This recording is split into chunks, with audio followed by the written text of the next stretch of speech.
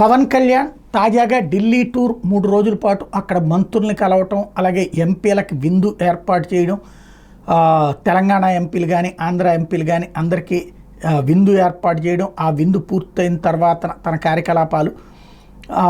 అక్కడ నిన్న ఆంధ్రజ్యోతి ఒకటి ప్రొజెక్ట్ చేసుకొచ్చింది. ఏమని, నాగబాబుకి రాజ్యసభ ఇప్పించడం కోసమే కేంద్ర పెద్దలతో మాట్లాడారు, దాంతో వాళ్ళు కూడా ఓకే అన్నారు. రాజ్యసభ ఇప్పుడు 3 సీట్లు ఖాళీ అయినటువంటి వాటిలో నాగబాబుకి ఒకటి ఇప్పించడానికి అన్నట్టు.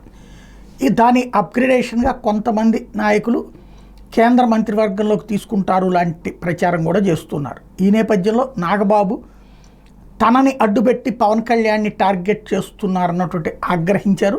ఒక ట్వీట్ చేశారు, తన సోదరుడైనటువంటి పవన్ కళ్యాణ్ కోసం ప్రాణం పెడతానంటూ. ఆయన తన స్వార్థం కోసం, కుటుంబ స్వార్థం కోసం పోలేదు, రాష్ట్ర ప్రయోజనాల కోసం వెళ్ళింది. కేంద్రంలో ఉన్నటువంటి వివిధ శాఖలకు సంబంధించి కలిసి రాష్ట్ర ప్రయోజనాలు అడిగారే తప్పించి తన స్వార్థ ప్రయోజనాలు అడగలేదు అంటూ ట్వీట్ చేసుకొచ్చారు. అతను స్వార్థం తెలియని ప్రజానాయకుడు, అతని ప్రతి పని ప్రజాశ్రేయస్సు కోసమే. వ్యక్తిగత స్వార్థానికి అతను ఎప్పుడూ దూరంగానే ఉంటాడు. అతను ఎప్పుడూ సత్యానికి ధర్మానికి కట్టుబడి ఉంటాడు. మన రాష్ట్ర బంగారు భవిష్యత్తు కోసం ఎంతవరకైనా వెళ్తాడు, పోరాడతాడు. ఢిల్లీ వెళ్ళిన పర్పస్ స్వార్థ ప్రయోజనాల కోసం కాదు, మన రాష్ట్ర ప్రయోజనాల కోసం.